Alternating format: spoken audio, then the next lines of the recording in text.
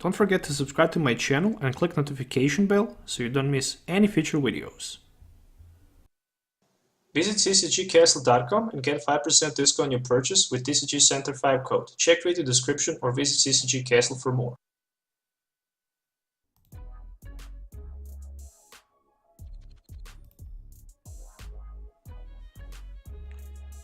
Okay, so probably starting second as expected.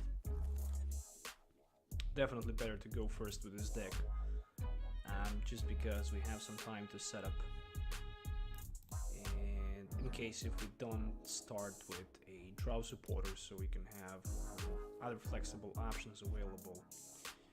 So it looks like I'm gonna play probably against Picarom or maybe just Zapdos Jirachi deck on the other side, which is gonna be a hard matchup for me definitely, but I'm not gonna give up.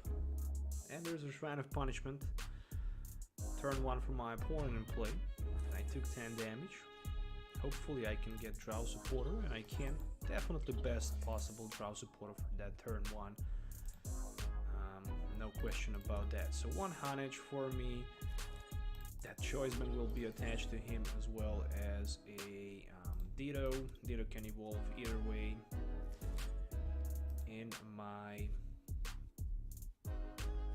Doublade or in Exapnded, so I have 2 different options there available. More than that, when I see this a little bit better, I'm thinking about just using another Ultra Ball, maybe going for another Honedge in this situation, and after that I'm done. I'm just looking forward next turn to start applying pressure with my Doublade. But in order to do that, I'm definitely going to need a double course energy, not a counter energy, or maybe a counter energy if my opponent somehow managed to knock one of my benched Pokemons, which is actually not that hard.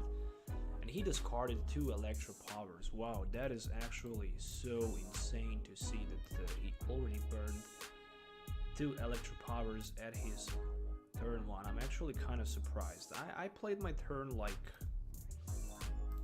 Okay, so Ditto probably. No, he decided to go for Honedge with a Choiceman. He luckily do me a favor there, but if he can find himself just a skateboard, he can easily knock him out, which means 1 full card less.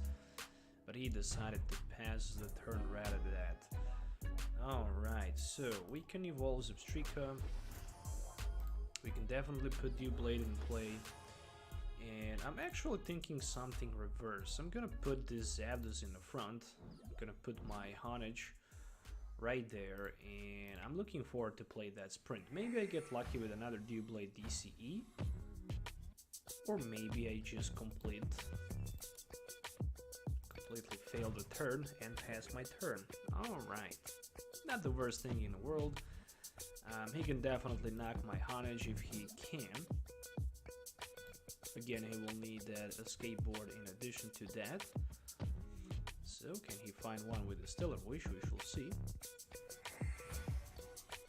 Oh, there's a Nazball. I mean, the thing that I could potentially do there would be a Ultra Ball play for Shedinja, and then I could just simply put that Shedinja on my Honedge.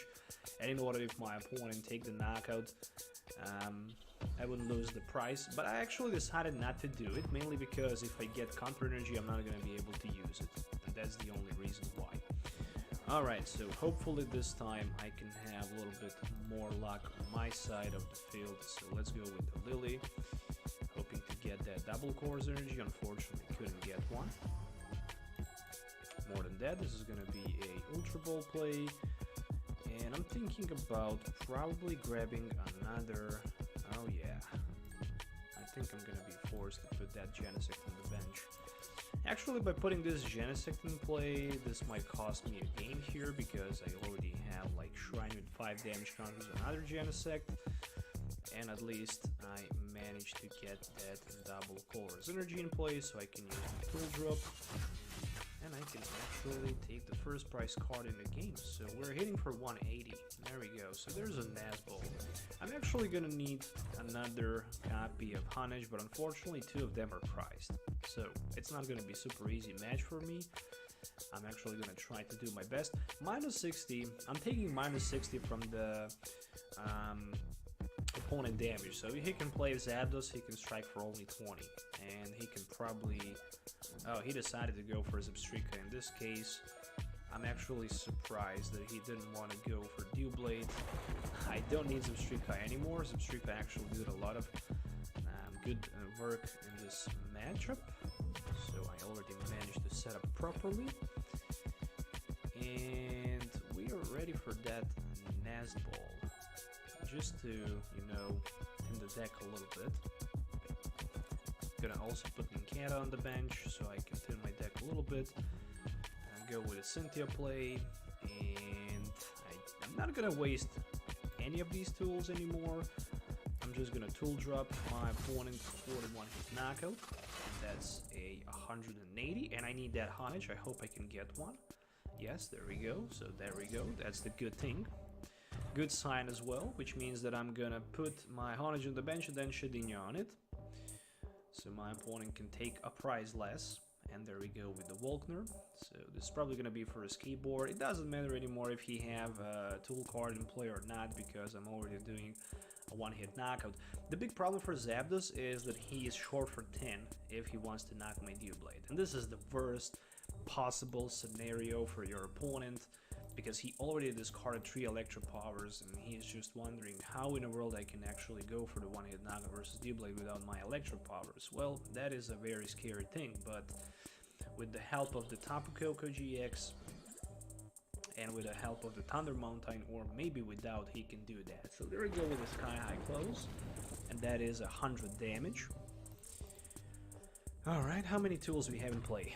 1, 2, 3, 4, 5, 6. Okay, so we are doing more than enough damage for the one-hit knockout. Time for my Shedinja to become a tool card. More than that, I can also put another Shedinja in play. And I think I'm gonna personally go with the Cynthia, because I need that double course energy for the upcoming turn. There's literally nothing else I can play except for my Rescue Stretcher, where I can put another copy of my Honage into my hand and then obviously onto the bench. I'm not gonna attempt to play this. Actually, I'm gonna do it. I know that my opponent does not play tool removal cards anyways, so we can go with a tool drop for more than like 200 and something, 270, which is insane amount of damage, and I'm taking 2 prize cards. There's a Choice Band and a Lily, so even with the Shrine of Punishment in play, my opponent is not capable to do too much. I still need to take only 2 prize cards. The same thing applies for my opponent. He already wasted a lot of his resources, and I'm not quite sure if he will be able to take the knockout against those Genesects, because next turn I have knockout 99%. I just need to pull that double course energy, which might not be that easy, but still. I have very good chance for that. Oh, actually maybe Jolteon can do the job here, but because of the Jolteon he can also lose the game. So he played Cynthia. He played Lily actually, so he's definitely in search of... Okay, so he don't even need to do that. Alright, so I'm gonna need Miracle here probably. Actually, maybe not. Still, I'm gonna be able to knock the Jolteon in the late game, so I don't need to worry too much. Jolteon will be the game-breaking moment here. So Ultra Ball for Genesect, so I can put another copy of my... Oh, he retreated in the Escape Rope. Oof, if he plays Escape Rope... okay, he played Switch. That would literally be a GG. Literally, that would be a GG. Swift Run, as expected. 110. Time for the Honage with a Shedinja. Also, Jolteon is taking some damage and punishment in this situation. And Ultra Ball, I guess. Not really a huge fan of discarding those resources, but I'm putting another Genesect in action. There we go. Since he have 3 prize cards, I think I don't need to worry too Lily.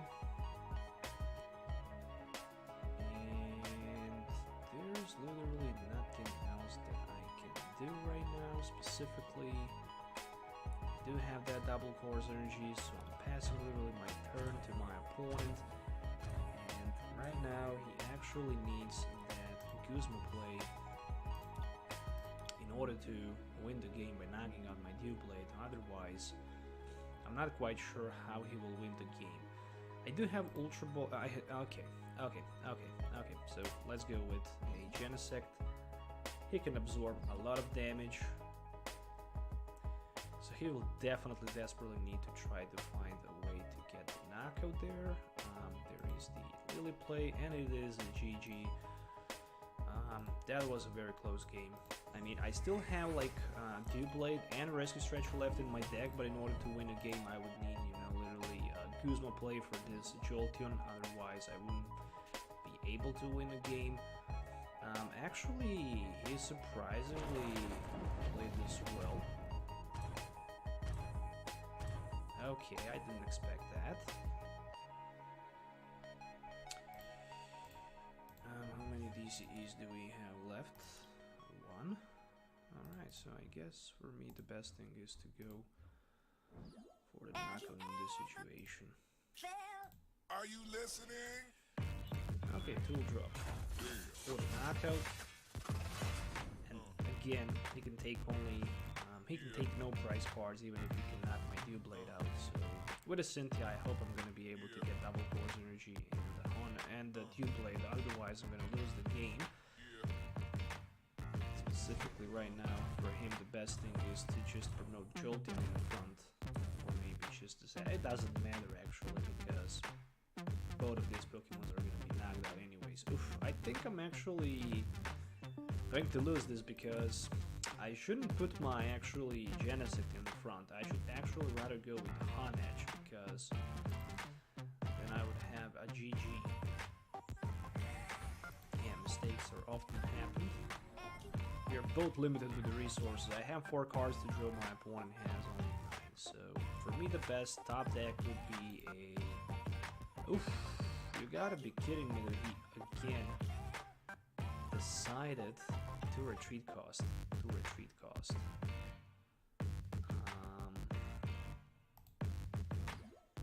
don't have Guzma, which is a bad thing. I played 4 Guzmas. He can just literally pass the turn. That's it. Or he can play Guzma for my Doublade and knock him out.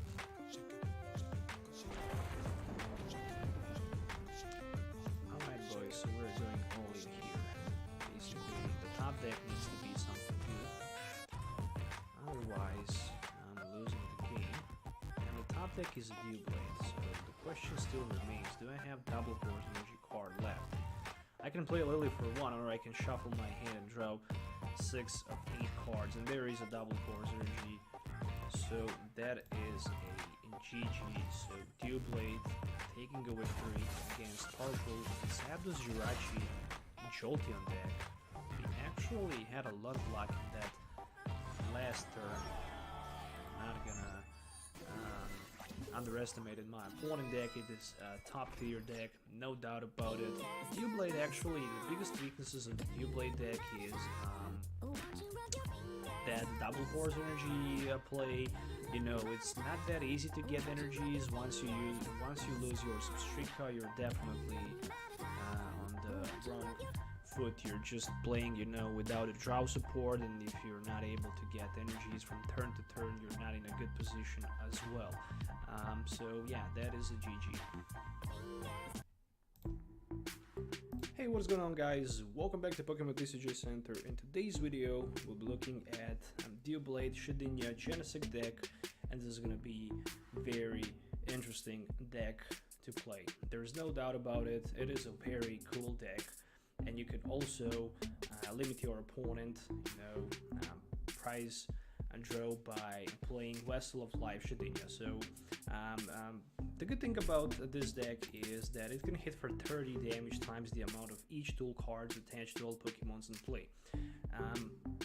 which is a lot, you know.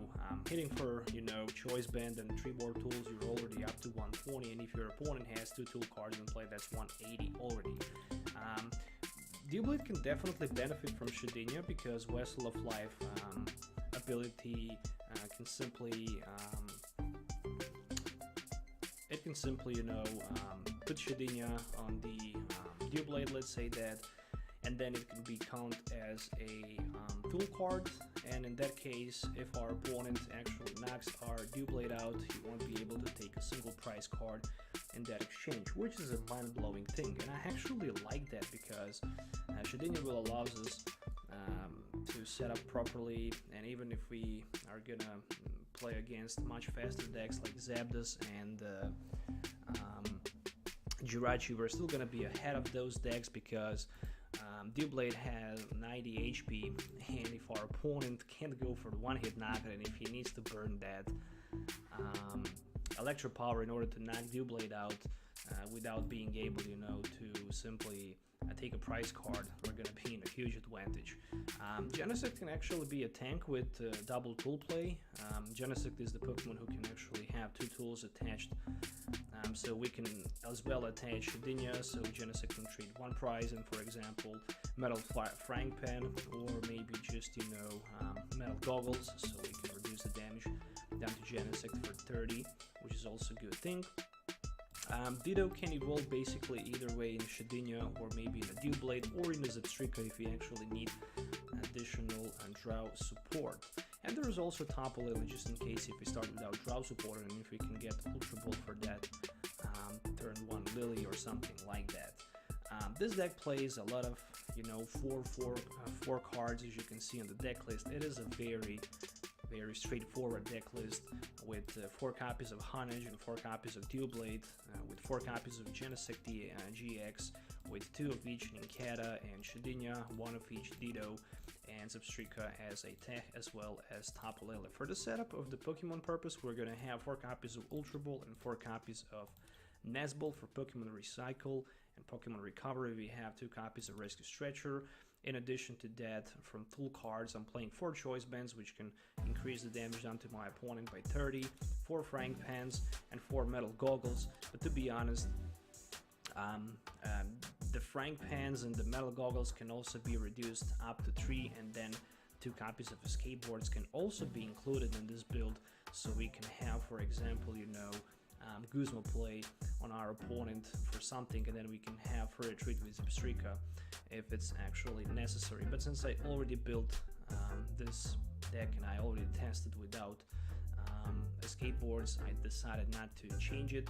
But for the future purpose, if you're looking for it, maybe you can always add 2 copies of escape board as well, and you're still gonna have 12 tool cards in addition to that.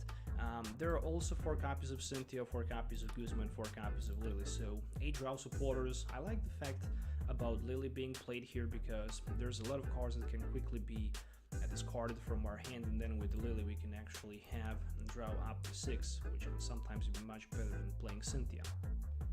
I decided to go with 4 double Course Energies as well as 3 copies of Counter Energy, which means that with Counter Energy we could attack only when we have more prize cards left on our opponent, which is not a big deal. The reason why I ran 7 energies is mainly because if we're gonna play against 1 prize trade deck, we might find ourselves in a position where we actually gonna need more than 6 energies in order to take 6 knockouts. And this is the reason why 7 is a perfect number. Actually 8 would be perfect, but I then think that in plenty other matchups you're not gonna even need so many counter energies. But then again, with the counter energy and with Shedinja, we might not be even able to play counter energy. But overall, it is a very unique concept of the deck. I already built this deck like maybe 3 or 4 months ago, but without Shedinja, and this time I actually decided to update it, to refresh it, to refurbish it, to give it a new look, a new taste on this channel. So I hope you guys are gonna enjoy watching this video. So before I actually start the video, make sure to hit the thumbs up and subscribe to the channel for more videos if you already didn't. So see you in the game.